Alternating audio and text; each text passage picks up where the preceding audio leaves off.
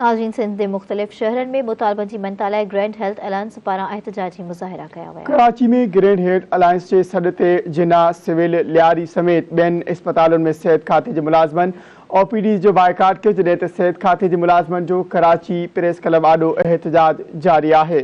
हैदराबाद में सिहत खाते के मुलाज़मनि जो रिस्क अलाउंस ऐं कराची में सिहत खाते के मुलाज़मनि ते पुलिस की लठबाजी खिलाफ OPD जो बाइकाट करे एहतजाज किया वियो।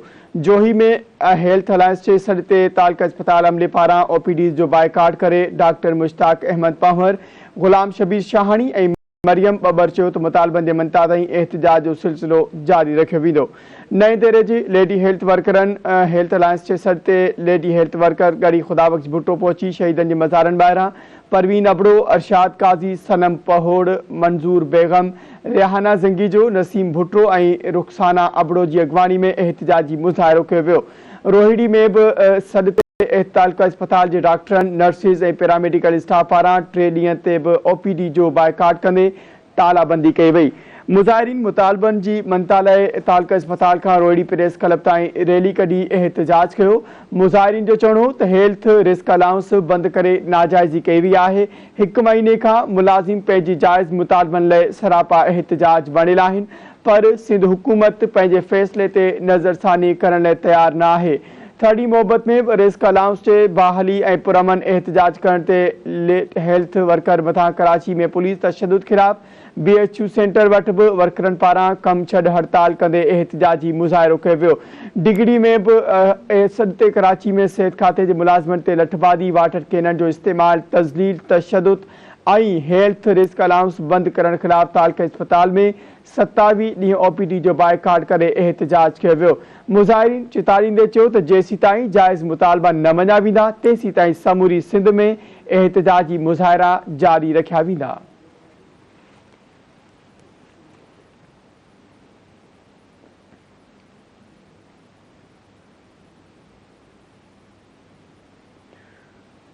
बे पासे सिंध के मुख्तलिफ शहरन में मुख्तियार कार एजाज चांडियो के कत्ल खिलाफ रेवेन्यू खाते के मुलाजमन पारां एहतजाजी मुज़ाहिरा किया विया। डिगड़ी, गुडू, इस्लामकोट, मिठी, पीरजो गोठ, सांगड़, शिकारपुर, टंडो गुलाम हैदर, उस्मान शाहुड़ी ऐं झंडो मरी समेत ॿियनि शहरनि में मुख्तियार कार एजाज चांडियो के कत्ल खिलाफ एहतजाजी मुज़ाहिरा कया विया। डिगड़ी में ऑल सिंध रेवेन्यू इतिहाद जी सॾ ते कराची में कत्ल थियल मुख्तियार कार मंगोपीर एजाज चांडियो के नाहक कत्ल खिलाफ मुख्तियार कार ऑफिस में तालाबंदी करे सख्त एहतजाज किया वियो। गुडू में रेवेन्यू मुलाज़मनि पारां कराची के इलाइक़े मंगोपीर में मुख्तियार कार के वहशियाणे कत्ल खिलाफ एहतजाज किया वियो। मुख्तियार कार एजाज अहमद बुरड़ो, मोहम्मद मलूक चाचड़ ऐं शाहनवाज़ दश्ती ते अगवाणी में एहतजाजी मुज़ाहिरो किया वियो। मुज़ाहिरीन सिंध के वॾे वज़ीर सैयद मुराद अली शाह IG सिंध ऐं आला इख्तियारनि खां मुतालबो कंदे चयो आहे त मुख्तियार कार के कातिलनि खे फौरी तौर गिरफ़्तार कयो वञे। इस्लामकोट में भी कब्ज़ा माफ़िया हथां क़त्ल थियल मुख्तियार कार ऐं ज़ख़्मी तपेदार वारे वाक़े खिलाफ रेवेन्यू अमले पारां कम छड़ हड़ताल करे एहतजाज कियो वियो।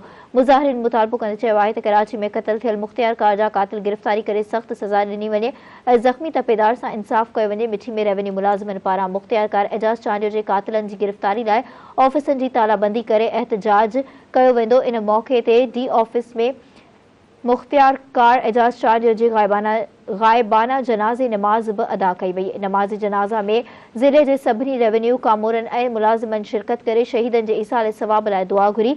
पीरजो गोठ में सिंध तपेदार एसोसिएशन के सॾ ते किंगरीअ के तपेदारनि पारां कराची में बेदर्दी से कत्ल कयल मुख्तियार कार एजाज अली चांडियो के कातिलनि की गिरफ़्तारी लाइ कम छड़ हड़ताल करे एहतजाजी मुज़ाहिरो कियो वियो।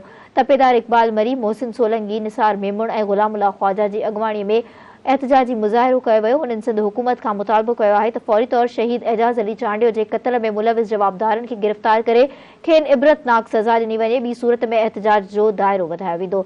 सांगड़ में all Sindh revenue employees association Shahdadpur पारां कराची में कब्ज़ा खोरन हथां मुख्तियार कार एजाज चांडियो के बेगुनाह कत्ल खिलाफ ऑफिसनि में कम छड़ हड़ताल ऐं तालाबंदी करे अलामती बुख हड़ताल कई वई। शिकारपुर में मुख्तियार कार एजाज चांडियो के कत्ल खिलाफ डिप्टी कमिश्नर की अगवाणी में एहतजाजी मुज़ाहिरो करे धरणो हयो वियो। टंडो मोहम्मद गुलाम हैदर में रेवेन्यू अमले पारां कराची जे इलाइक़े मंगोपीर में इंक्रोचमेंट हटाइण तां कब्ज़ा ग्रुप हथां बेदर्दी सां गोली हणी शहीद कंदड़ मुख्तियारकार एजाज चांडियो जे नाहक क़त्ल ख़िलाफ़ एहतजाज कयो वियो। बशीर मुगल ख़ैर मोहम्मद चांडियो ऐं पीर बख्श मगज़ी जे अॻवाणीअ में मुख्तियारकार एजाज चांडियो जे कातिलनि जी गिरफ़्तारी लाइ एहतजाज कयो वियो।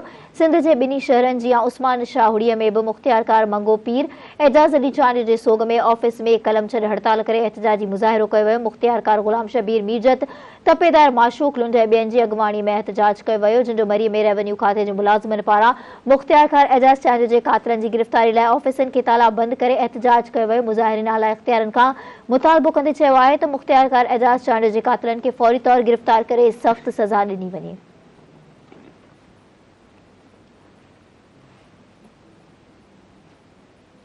खबर शामिल कंदासीं। सिंध में धार रोड हादसनि में पोरियत समेत 3 ॼणा ज़ख़्मी थी पिया, 6 ॼणा फोत थी विया आहिनि। दादू वेझो ॻोठ पीरल कमराणी वटि तेज़ रफ़्तार कोच रोड क्रॉस कंदड़ नीगर खे चीभाटे मारे छॾियो। फौती नीगर जी सुञाणप बिलावल पुट अब्दुल रसूल कमराणी तौर ते आहे, जंहिंजो लाश सिविल अस्पताल दादू मुंतक़िल कयो वियो, जिथां ज़रूरी कार्रवाई करे नीगर जो लाश ज़रूरी कार्रवाईअ बाद संदसि वारसनि हवाले करे छॾियो। झोल भर सां स्टाफ दिलवर मोरी वटि कराची खाईंदड़ कोच जे टकर में पोरीअ त 45 वरियनि जो मोहन कोहली फौत थी वियो। वाक़े बाद कोच जे ड्राइवर फरार थी वियो। पुलिस पोरियत जो लाश खणाए टंडो आदम अस्पताल मुंतक़िल कयो। नए देरे वेझो गड़ी खुदा बख्श भुटो वटि रतो देरो नओं देरो साइकिलुनि विच में टकर थी पियो।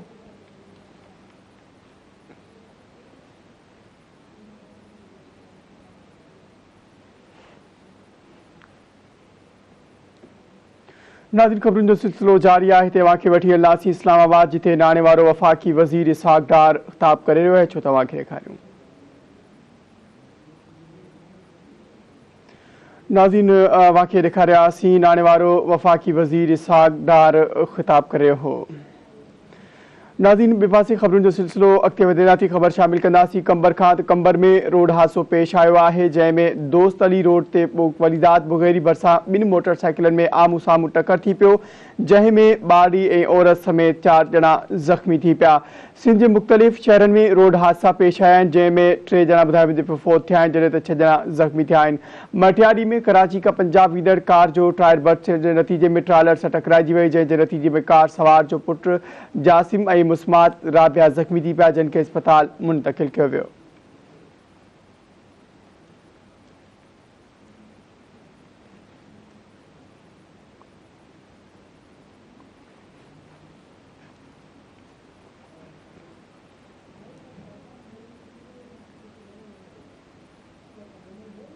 ख़बर शामिल कंदासीं दादू खां। त दादू में कुकड़ जी खड़ लॻण सबबि ॿार नीगर जी अखि ज़ाया थियण सबबि मामिलो अदालत पहुची वियो। कुकड़नि जी वेड़ दौरान खीर पियाक ॿार ज़ाकिर हुसैन पवर खे कुकड़ जी खड़ अखि में लॻण सबबि ज़ख़्मी थी पियो।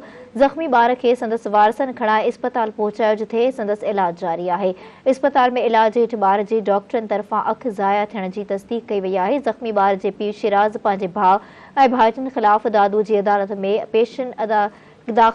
पटिशन दाख़िल कराईंदे मौक़िफ़ इख़्तियार कयो आहे त संदसि भाउ मोहम्मद बख्श ऐं उन जे पुटनि सजाद ऐं अयाज़ पवर घर में कुकड़ विढ़ाया, जंहिं दौरान संदसि मासूम पुट जी अखि में कुकड़ जी खड़ लॻी ऐं हू ज़ख़्मी थी पियो।